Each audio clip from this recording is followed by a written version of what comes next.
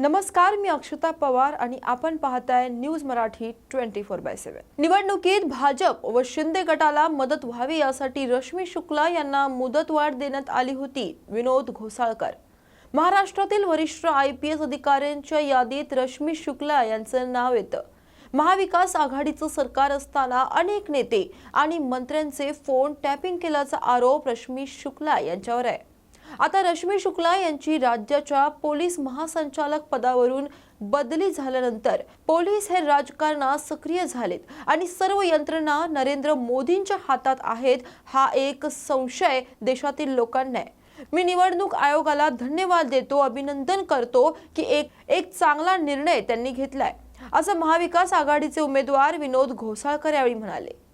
असं आहे की आपण पाहता ह्या शिंदे सरकारच्या राज्यामध्ये किंवा देवेंद्रच्या राज्यामध्ये त्यांच्यावरती आरोप होते की ज्यावेळेला आमचा शिवसेनेचा पक्ष फुटत होता किंवा आमच्या काही लोकांवरती कॉल टेपिंगचं त्यांच्यावरती आरोप होता आणि त्यावेळेपासूनच विधानसभेमध्ये किंवा बाहेरसुद्धा चर्चा सुरू होती।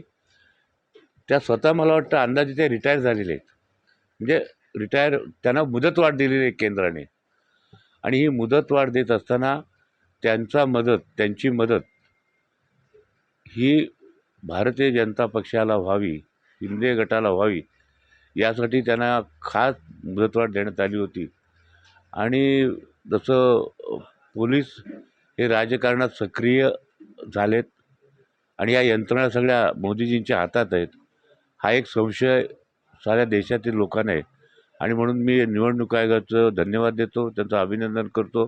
एक चांगला निर्णय घेऊन निवडणुकीच्या काळामध्ये ज्यांनी कुणी ह्या नियुक्त केला ते तोंडघशी पडले असं म्हटलं तर वावगं ठरणार नाही। महाविकास आघाडी वारंवार मागणी करत होती। बरोबर आहे ना की जर निवडणुका पारदर्शक व्हाव्या त्यासाठी हे राजकीय गुंडांना बाहेर काढतात, त्यांच्या बलशाहीचा, त्यांच्या दांडगेपणाचा आणि त्यांच्या कॉन्टॅक्टचा उपयोग करून त्यांच्या उमेदवाराला मतं देण्यास भाग पडतात। असा हा प्रकार गेले 2-3 निवडणुकीत चाललेला आहे। त्यामुळे सगळेच पक्ष सावध झालेले आहे आणि हा विरोधी पक्षाचा म्हटला तर विरोधी पक्षाला मदत होणारा एक चांगला निर्णय निवडणूक आयोगाने घेतलेला आहे। आता ते वैयक्तिक कुणाला बसणार, पण त्यांची सगळ्यांनाच त्याचा फायदा, मला पण फायदा आहे की जी प्रेशर टॅक्टिक्स आहे, जे काही गुन्हेगार असतात किंवा ज्यांच्या काही केसेस अडकलेल्या असतात किंवा ज्या प्रलंबित केसेस आहेत, पोलिसांच्या मार्फत त्यांना थातूरमातूर पोलीस स्टेशनला बोलवलं जातं आणि त्यानंतर तुम्हाला आम्हाला मदत पाहिजे असेल तर तुम्ही ह्या उमेदवारांना मदत करा, असं जे राजकारण सुरू आहे त्याला चाप बसेल थोड्याफार प्रमाणात असं मला वाटतं। रत्नागिरीत शिवसेना उभाटातील बंडखोरी शमवण्याचे वरिष्ठ स्तरावरून प्रयत्न। उदय बने यांची एकनिष्ठतेची जी ख्याती आहे त्याचा विचार केला तर ते निश्चितच फॉर्म मागे घेतील। शिवसेना उभाटा गटाचे जिल्हा प्रमुख विलास चाळके यांनी असा विश्वास व्यक्त केलाय। वरिष्ठ स्तरावरून उदय बनेंशी बोलणं सुरू आहे, मीही बोललो असल्याचं त्यांनी यावेळी सांगितलंय। उदय बने साहेब हे एक प्रामाणिक शिवसैनिक, एक कडवट शिवसैनिक आहेत आणि एक निष्ठावंत शिवसैनिक म्हणून गेली 40 वर्षाचे पक्षामध्ये काम करत आहेत। त्याने उमेदवारी मागणं हा त्याचा निश्चितपणे हक्क होता, परंतु पक्षप्रमुखांनी जो आदेश दिला त्या आदेशाप्रमाणे आपण बाळमानेंना उमेदवारी मिळालेली आहे आणि तरीसुद्धा उदय बने साहेबांनी आपली नाराजी फॉर्म भरून व्यक्त केलेली आहे। पण आजवर त्यांचा जो अनुभव संघटनेला आहे, त्यांची जी एकनिष्ठतेच्या संदर्भातली सगळी त्यांची जी ख्याती आहे त्याचा जर आपण विचार केला तर उदय बने साहेब हे निश्चितपणे आज फॉर्म पाठी घेतील। तुमचं काही बोलणं चालू होतं का किंवा वरिष्ठ स्तरावरून काही वरिष्ठ स्तरावरून त्यांचं बोलणं चालू आहे। मी सुद्धा त्यांच्याबरोबर ज्या पद्धतीने बोलायला पाहिजे त्या पद्धतीने बोललेलो आहे आणि मला निश्चित विश्वास आहे की ते आपला फॉर्म पाठी कोपरी पाचपखाडी मतदारसंघात जो विकास दिसायला हवा तो दिसत नाहीये, त्यामुळे मतदार त्रस्त आहेत। केदार दिघे ठाण्यात मुख्यमंत्री एकनाथ शिंदे कोपरी पाच पाखाडी विधानसभा मतदारसंघातून उमेदवार आहेत। येथील शिवसेनेकडून केदार दिघे यांना उमेदवारी देण्यात आली आहे। केदार दिघे यांनी आपल्या प्रचारादरम्यान आज ठाण्यातील सद्य परिस्थितीवर प्रकाश टाकला। यावेळी माध्यमांशी बोलताना ते म्हणाले की वंदनीय बाळासाहेब, धर्मवीर आनंद दिघे यांच्या आशीर्वादानं व उद्धव ठाकरे यांनी जो विश्वास माझ्यावर दाखवला आहे त्याला मी सार्थ ठरवण्याची वेळ आली आहे। कोपरी पाच पखाडी मतदारसंघात जो विकास दिसायला हवा होता तो दिसत नाहीये।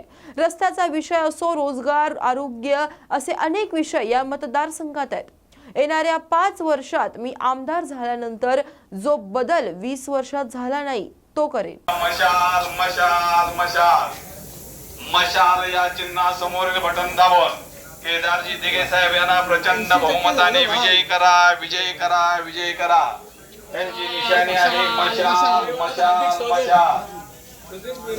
मतदार बंधू भगिनींनो, महाविकास आघाडीचे अधिकृत उमेदवार शिवसेना विजयी करा। मतदार बंधू भगिनींनो, 147 कोपरी पाच पाखाडी मतदारसंघातील महाविकास आघाडीचे अधिकृत उमेदवार केदारजी दिघे साहेब यांना प्रचंड बहुमताने विजयी करा, विजयी करा, विजयी अरे यार तुझा बूम घेऊन का उभा आहे रे मध्ये? मशाल नोकरी हलवायची का तुला माझी? माझा बूम घेतल्यावर तुझी नोकरी जाणार आहे मग? मतदार बंधू भगिनींनो, कोपरी पाच पाखाडी मतदारसंघातील महाविकास आघाडीचे अधिकृत हो उमेदवार हो हात करा काका।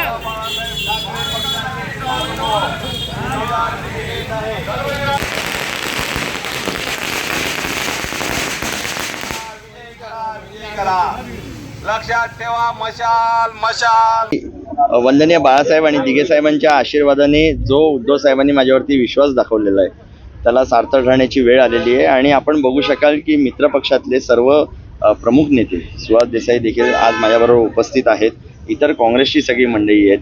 आणि ठाणेकरांची जी आपुलकी गेले 15 दिवस ही उमेदवारी घोषित झाल्यानंतर मला बघायला मिळाली, जी अनुभवायला मिळाली, त्याकरता कोणतीही रथयात्रा न काढता ही पदयात्रा आणि जनसंवाद करण्याचा एक विचार घेऊन पुढचे 15 दिवस प्रत्येक विभागामध्ये असे चालत फिरणार होता। सर, बलाढ्य नेत्यांसमोर काय वाटतं? बघा, बलाढ्य नेते बनवणारे देखील हे जनसामान्य आहेत, त्यांच्या आशीर्वादामुळे ते घडले। पण गेल्या 20 वर्षात ज्या पद्धतीचा एक आमूलाग्र बदल लोकांच्या आयुष्यात व्हायला पाहिजे होता तसा तुम्हाला दिसून येत नाही या कोपरी पाच पाखाडी मतदारसंघात।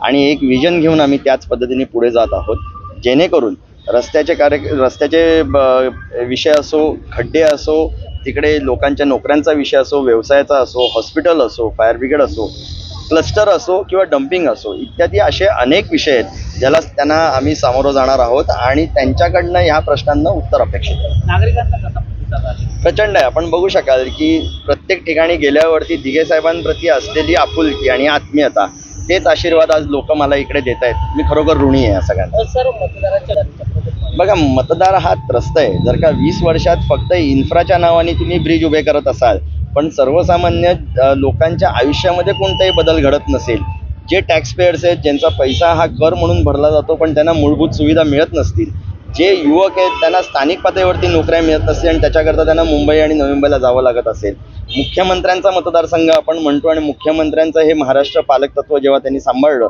तेव्हा इकडे महिलांना आरक्षण देण्याच्या गोष्टी करतात, त्यांना त्या लाडकी बहीण म्हणून सांगतात पण त्यांचं संरक्षण करू शकत नाही।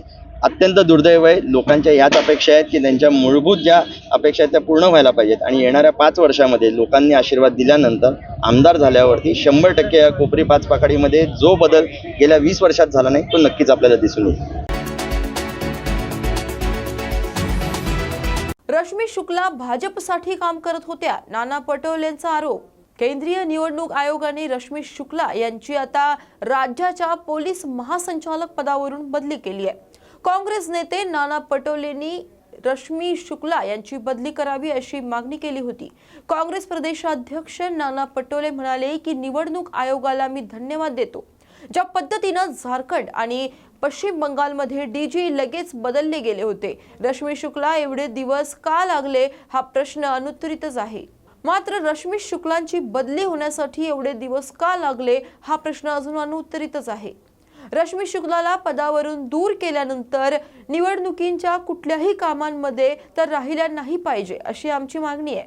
रश्मी शुक्ला भाजपसाठी काम करत होत्या. रश्मी शुक्ला यांच्या जागी सिनियर IPS अधिकाऱ्यांची पोस्टिंग व्हावी अशी मागणी आता नाना पटोलेंनी केली आहे. फ्रेम तर घेतो मी विचारतो ना. सगळ्यांना माहित आहे एकच प्रश्न आहे. एकच प्रश्न आहे. नाना पटोले बोलतात. नाना भाऊ, तुम्ही निवडणूक आयोगाकडे मागणी केली होती रश्मी शुक्ला यांच्या बदलीच्या बाबतीत. ती मान्य झालेली आहे. रश्मी शुक्ला यांची बदली झालेली. मी निवडणूक आयोगाचं मनापासून त्यांना धन्यवाद देतो. पण ज्या पद्धतीनं झारखंडचा आणि वेस्ट बेंगॉलचा बदलवला गेला होता की निवडणुका जाहीर झाल्याबरोबरच केला होता, पण रश्मी शुक्लाला इतके दिवस का लागलेत हा एक प्रश्न अनुत्तरित अजूनही आमच्या मनात आहे. पण यांना आता त्या पदावरून हटवलं गेलं, पण त्यांना निवडणुकीच्या कुठल्याही या व्यवस्थेमध्ये त्या राहिल्या नाही पाहिजेत याची काळजी निवडणूक आयोगाने घ्यावी एवढी आमची विनंती त्या ठिकाणी राहणार आहे. सर, हिंदी में बताइए, रश्मी शुक्ला को हटाया गया, आपकी मांग भी थी, क्या कहोगे? देखो, चुनाव आयोग का मैं धन्यवाद करूंगा.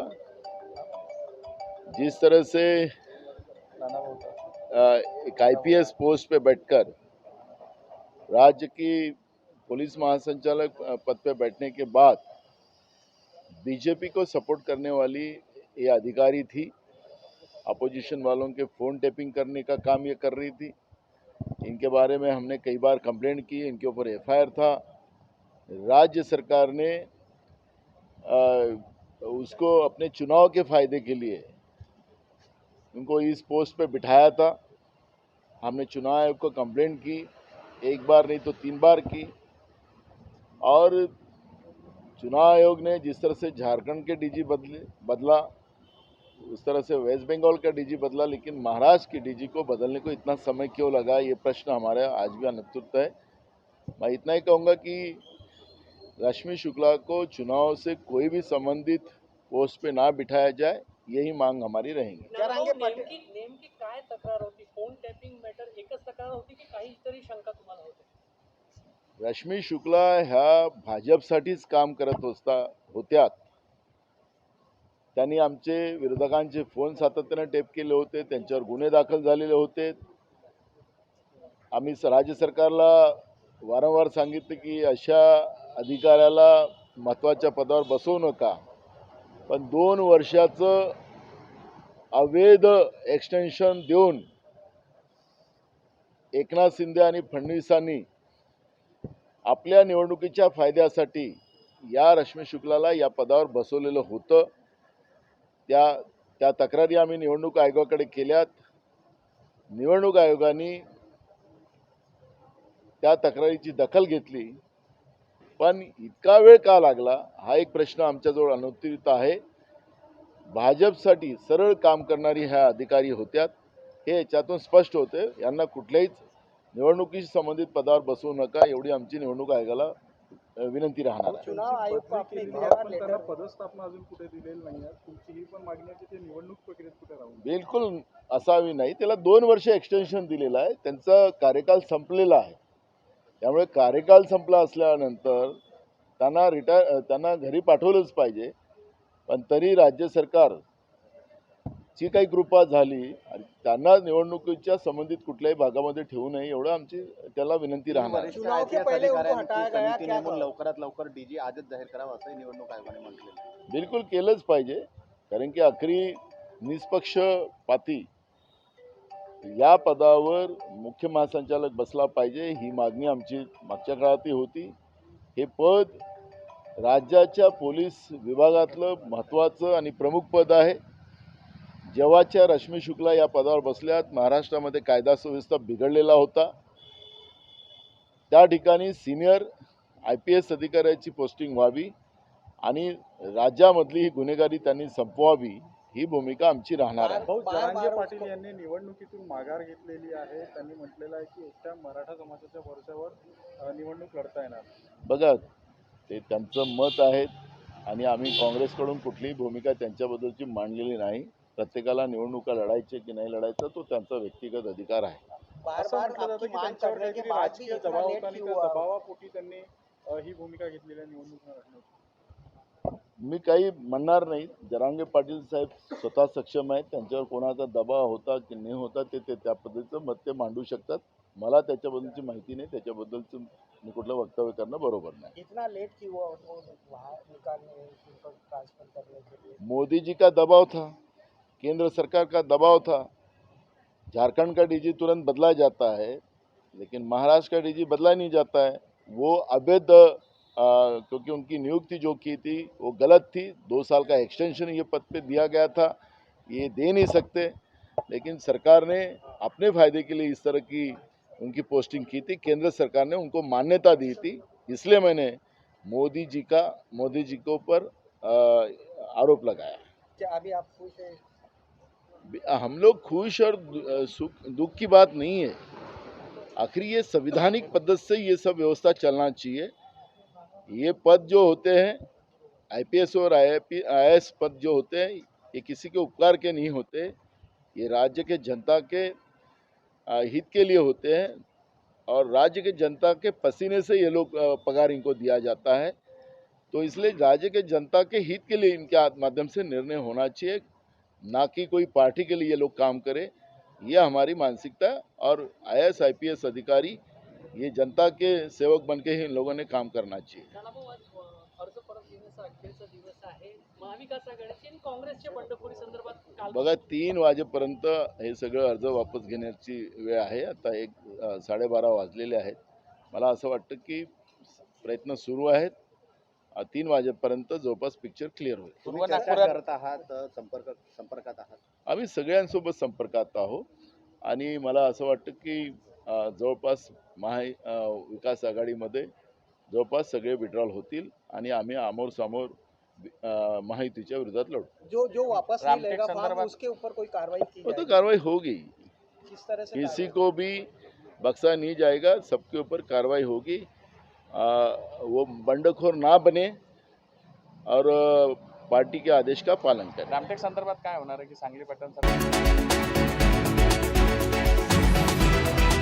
जनता निश्चित माझ्या पाठीशी उभी राहील, राहुल पाटलांचा विश्वास.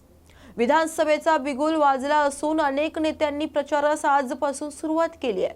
करवीर मतदार संघातील महाविकास आघाडीचे अनधिकृत उमेदवार राहुल पाटील भैया यांनी देखील आज वडणके गावात भव्य सभा घेत हजारो कार्यकर्त्यांच्या साक्षीनं प्रचारास प्रारंभ केलाय. खासदार श्रीमंत छत्रपती शाहू महाराज, आमदार सतेज पाटील, संपतराव पवार पाटील, संजय पवार, विजय देवणे, चेतन नरके, व्ही पाटील तसेच जिल्ह्यातील अनेक नेते यावेळी उपस्थित होते. यावेळी राहुल पाटील यांच्याशी खास बातचीत केली आमचे प्रतिनिधी सलमान जमादार यांनी. ऐका. खऱ्या अर्थाने विधानसभा निवडणुकीचं रणांगण तापलं आहे. आजपासूनच करवीरचे अधिकृत उमेदवार राहुल पाटील भैया यांचा प्रचार शुभारंभ सध्या आजपासून सुरुवात करण्यात आली आहे. आपल्यासोबतच भैया आपल्यासोबत आहेत. नेमकं त्यांना विचारूया की आज प्रचार शुभारंभ पार पडला आहे. अनेक कार्यकर्ते असतील भागातील करवीरमधील बहुसंख्य जे मतदार होते या ठिकाणी आले होते, काय सांगाल नेमकं? खरं तर आज प्रचाराचा शुभारंभ वडंगे गावामध्ये झाला. गेल्या निवडणुकीमध्ये ह्याच ठिकाणी आमचे सर्वांचे नेते स्वर्गीय आमदार PN पाटील साहेबांचा सुद्धा प्रचार शुभारंभ आम्ही ह्याच ठिकाणी केला होता. आज झालेली गर्दी पाहता, त्याचबरोबर परवा जो अर्ज भरायला लोकांचा जनसमुदाय आला होता, निश्चितच PN साहेबांच्या कामावरती विश्वास ठेवून करवीरच्या जनतेने तीच जबाबदारी सगळी माझ्यावर दिलेली आहे. आणि ज्या पद्धतीनं आमचे नेते स्वर्गीय आमदार PN पाटील साहेबांच्या इथून पाठीमागं करवीरची जनता राहिली, तशाच पद्धतीनं ह्यावेळी सुद्धा ती जनता सगळी माझ्या पाठीमागे राहिली याची मला खात्री आहे. एकंदरीत तुम्ही आता बरेच दिवसापासून मतदारसंघात फिरताय, तर नेमकं काय वातावरण मतदारसंघामध्ये आहे? जवळजवळ 4 महिने झाले मतदारसंघातल्या प्रत्येक गावामध्ये माझी फेरी झालेली आहे.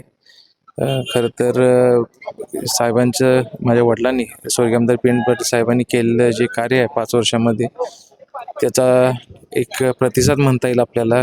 लोकांच्याकडून अतिशय उत्स्फूर्त प्रतिसाद आहे आणि ज्या पद्धतीनं लोकांचं प्रेम आणि आशीर्वाद मला मिळत आहे, निश्चितपणानं PN साहेबांच्या पाठीमागे जशी ही लोकं राहिली होती तशीच साथ आणि आशीर्वाद मला त्यांचं सर्वांचं या करवीरच्या जनतेचं मिळणार आहे, याच्यामध्ये मला काही शंका नाही. एकंदरीत विरोधकांच्या आहे की भावनिकचा मुद्दा वर काढून प्रचार केला जातो असं वारंवार आरोप केले जातात. त्या आरोपाकडे कसं बघता नेमकं?